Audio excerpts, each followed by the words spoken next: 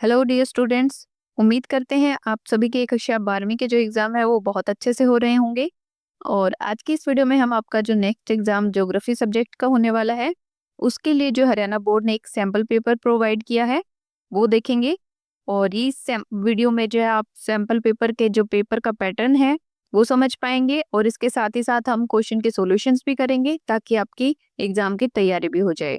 तो जैसा कि आप सभी जानते हैं आपको 3 घंटे का समय मिलेगा और जो मैक्सिमम मार्क्स हैं आपके पेपर के वो रहेंगे 60 मार्क्स। तो चलिए शुरू करते हैं वीडियो को। और सबसे पहले जो आपका सेक्शन ए है वो रहेगा एमसीक्यूज क्वेश्चंस का या ऑब्जेक्टिव क्वेश्चंस का। तो पहला क्वेश्चन है, मानव भूगोल का जनक किसे कहा जाता है?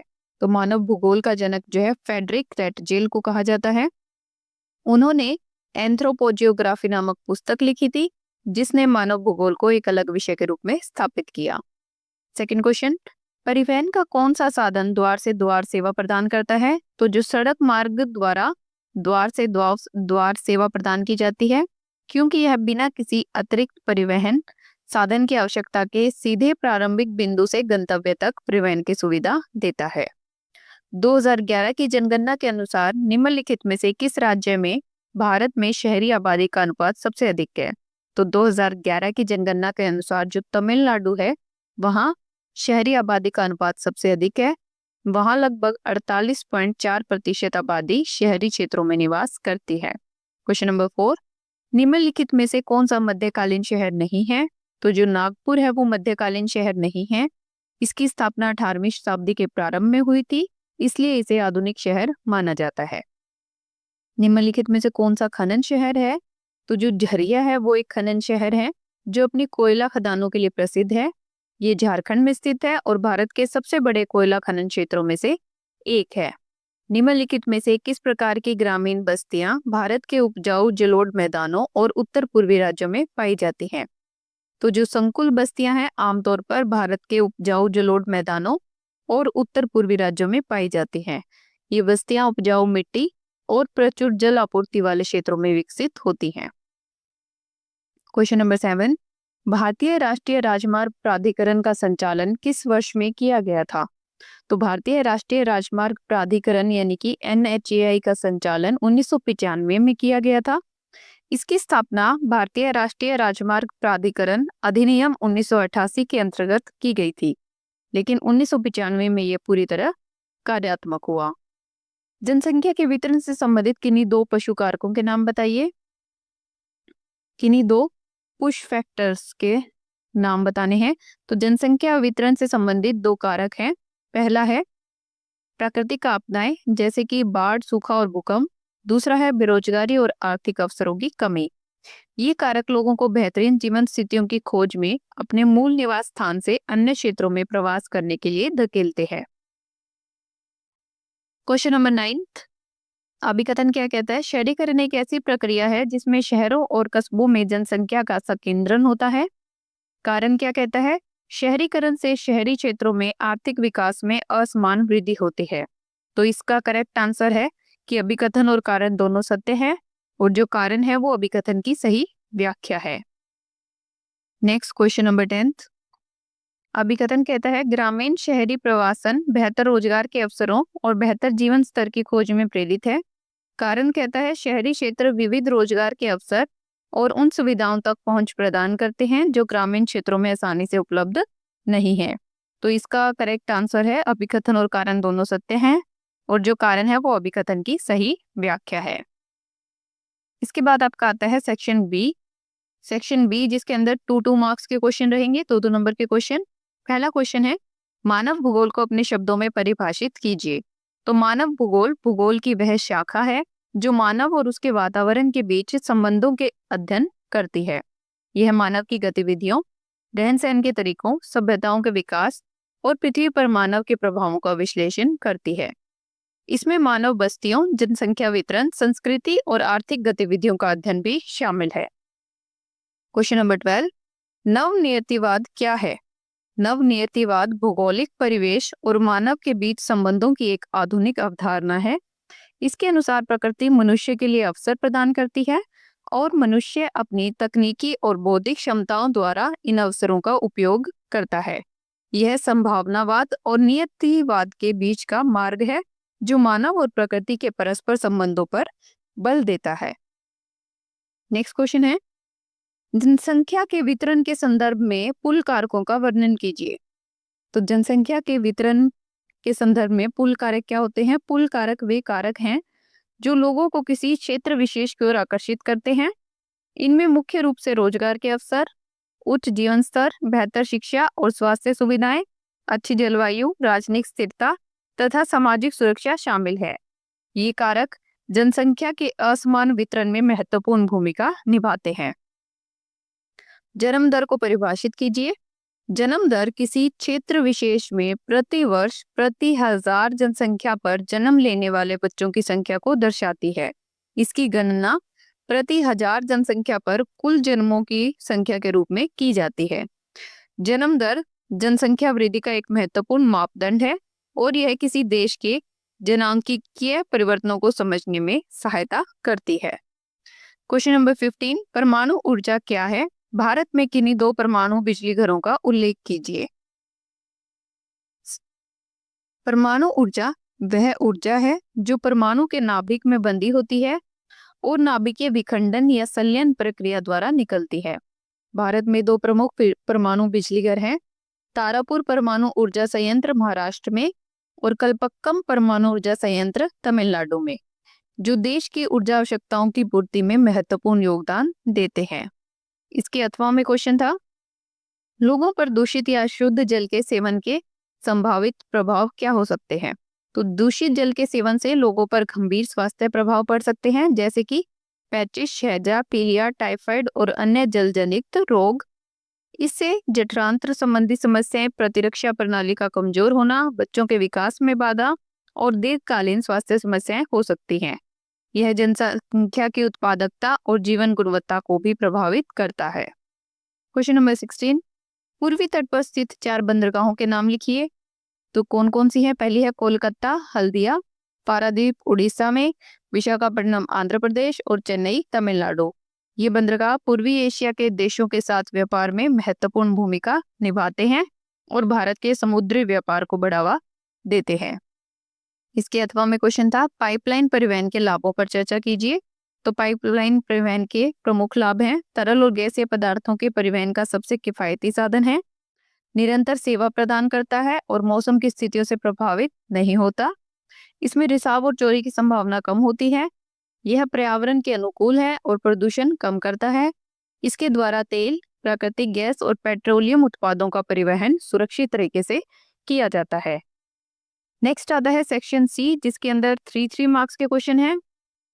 तो क्वेश्चन नंबर 17 है, विश्व के विभिन्न देशों में भूमिगत खनन विधियों की किन्हीं 3 विशेषताओं को स्पष्ट कीजिए। तो भूमिगत खनन की 3 विधियां हैं। पहली है शेफ्ट खनन विधि। इस विधि में भूमि की सतह से एक लंबवत शेफ्ट खोदा जाता है और फिर खनिज तक पहुंचने के लिए क्षैतिज सुरंगें बनाई जाती है। यह विधि दक्षिण अफ्रीका के स्वर्ण और हीरे की खानों, रूस के कोयला खनन और ऑस्ट्रेलिया के तांबा खनन में प्रचलित है। दूसरी है स्लोप माइनिंग। इस विधि में खनिज स्तर तक पहुंचने के लिए ढलान वाली सुरंगें बनाई जाती हैं। यह विधि अमेरिका और चीन के कोयला खनन में, कनाडा के निकल खनन और पोलैंड के तांबा खनन में प्रयोग की जाती है। तीसरी है ब्लॉक केविंग। इसमें खनिज ब्लॉक को नीचे से काटकर धीरे धीरे नीचे गिराया जाता है। यह विधि स्वीडन के लौह अयस्क खनन, चिली के तांबा खनन और इंडोनेशिया के निकल खनन में अपनाई जाती है। इस विधि से अधिक मात्रा में खनिज प्राप्त होता है। नेक्स्ट क्वेश्चन नंबर 18, भारत में जनसंख्या वृद्धि में क्षेत्रीय भिन्नता को स्पष्ट कीजिए। तो भारत में जनसंख्या वृद्धि में क्षेत्रीय भिन्नता निम्नलिखित है। पहली है उत्तरी और मध्य क्षेत्र। उत्तर प्रदेश, बिहार, राजस्थान और मध्य प्रदेश जैसे राज्यों में जनसंख्या वृद्धि दर अधिक है।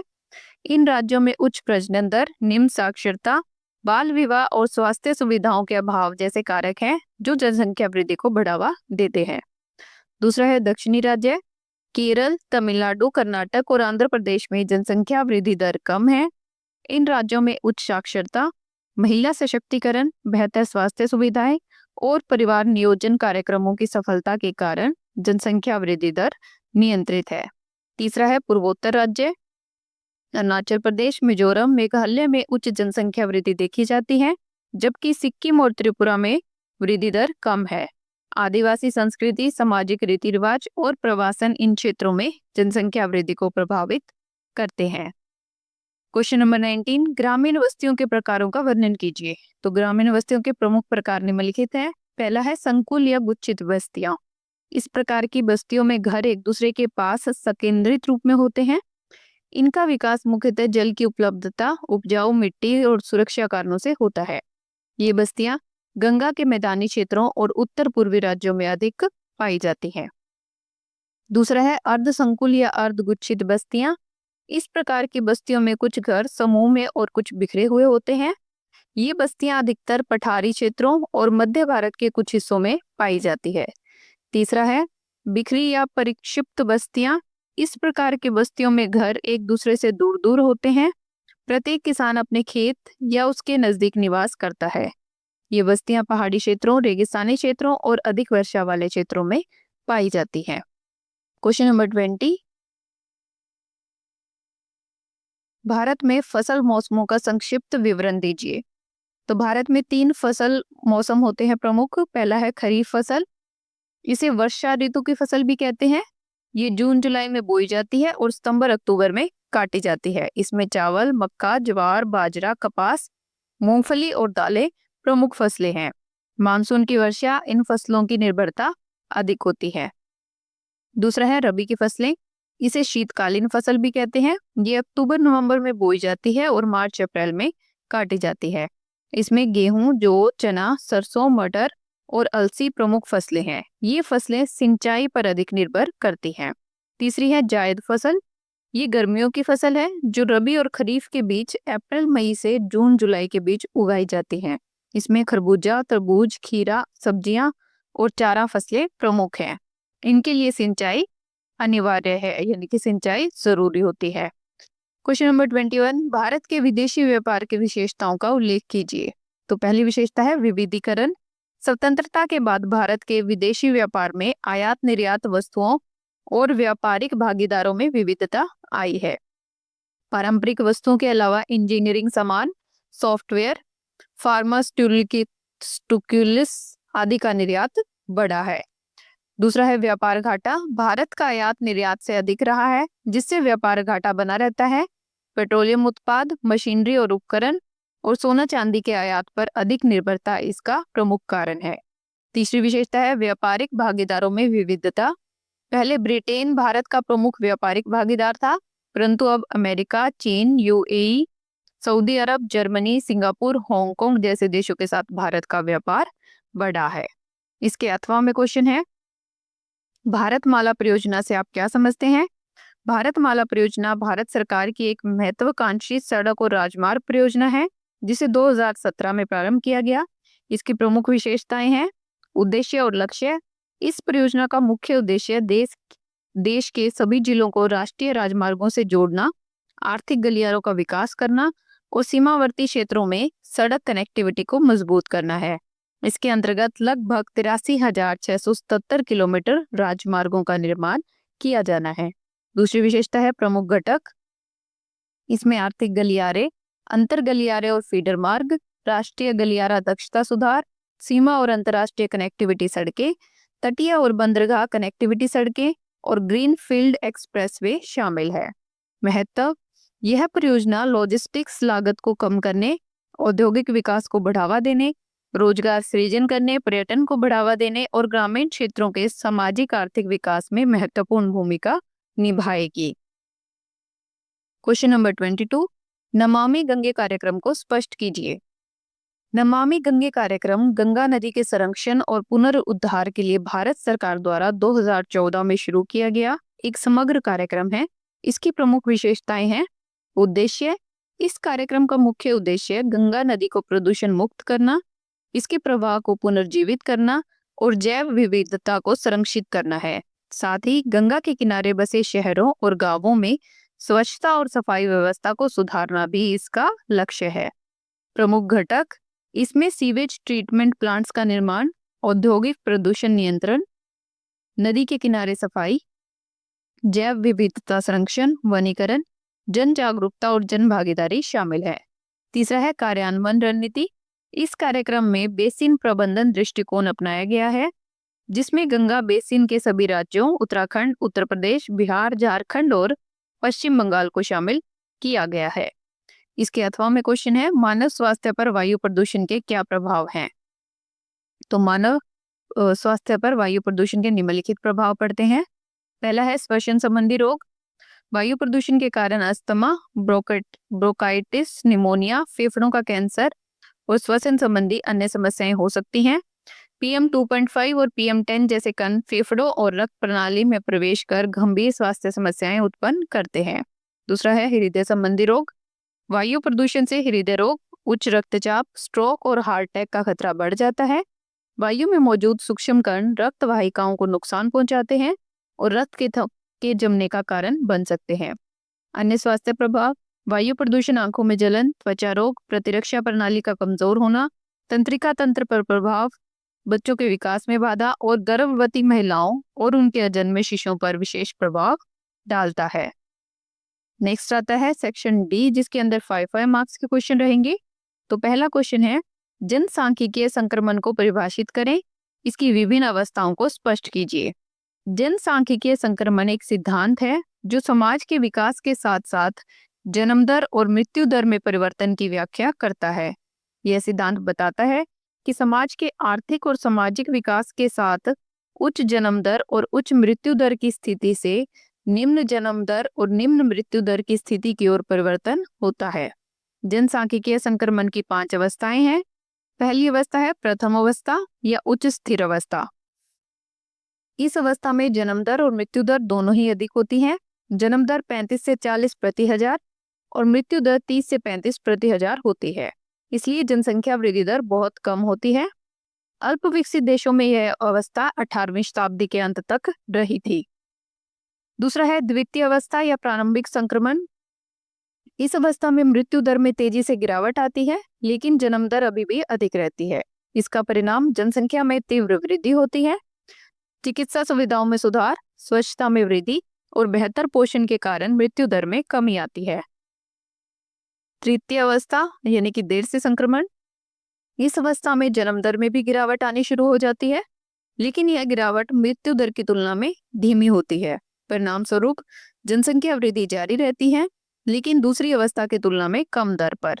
शिक्षा, शहरीकरण, जीवन स्तर में सुधार और परिवार नियोजन के कारण जन्म दर में कमी आती है। चौथी अवस्था चतुर्थ अवस्था यानी कि निम्न स्थिर अवस्था। इस अवस्था में जन्म दर और मृत्यु दर दोनों निम्न स्तर तक पहुंच जाती हैं और लगभग बराबर हो जाती हैं। परिणाम स्वरूप जनसंख्या वृद्धि दर 0 के करीब पहुंच जाती है। विकसित देश इस अवस्था में है। पंचम अवस्था यानी कि नकारात्मक वृद्धि। यह अवस्था हाल ही में जोड़ी गई है, जिसमें जन्म दर मृत्यु दर से कम हो जाती है, जिससे जनसंख्या में कमी आने लगती है। जापान, जर्मनी और इटली जैसे कुछ देश इस अवस्था में प्रवेश कर चुके हैं। इसके अथवा में क्वेश्चन है, जनसंख्या परिवर्तन को परिभाषित करें। जनसंख्या पर उनके प्रभाव को उदाहरणों के साथ विभिन्न घटकों को स्पष्ट कीजिए। जनसंख्या परिवर्तन किसी क्षेत्र की जनसंख्या में एक निश्चित अवधि के दौरान होने वाला परिवर्तन है। यह परिवर्तन जनसंख्या में वृद्धि या कमी के रूप में हो सकता है। तो जनसंख्या परिवर्तन के प्रमुख घटक और उनके प्रभाव इस प्रकार हैं। पहला है जन्म दर यानी कि प्राकृतिक वृद्धि। जन्म दर जनसंख्या में प्राकृतिक वृद्धि का प्रमुख कारक है। उच्च जन्म दर से जनसंख्या में तेजी से वृद्धि होती है, जिससे संसाधनों पर दबाव बढ़ता है। शिक्षा और स्वास्थ्य सुविधाओं की मांग बढ़ती है और रोजगार के अवसरों की आवश्यकता होती है। उदाहरण के लिए नाइजीरिया में उच्च जन्म दर के कारण तेजी से जनसंख्या वृद्धि हो रही है। दूसरा है मृत्यु दर प्राकृतिक कमी। मृत्यु दर जनसंख्या में प्राकृतिक कमी का कारक है। उच्च मृत्यु दर से जनसंख्या वृद्धि धीमी हो जाती है, जबकि निम्न मृत्यु दर से जनसंख्या में वृद्धि होती है। चिकित्सा सुविधाओं में सुधार से मृत्यु दर में कमी आई है, जिससे विश्व की जनसंख्या में वृद्धि हुई है। उदाहरण के लिए स्वीडन में निम्न मृत्यु दर के कारण जीवन प्रत्याशा अधिक है। तीसरा है प्रवासन। प्रवासन जनसंख्या परिवर्तन का एक महत्वपूर्ण घटक है।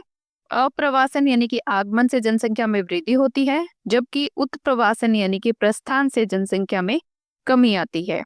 प्रवासन आर्थिक अवसरों, सामाजिक राजनीतिक स्थिति, प्राकृतिक आपदाओं और अन्य कारकों से प्रभावित होता है।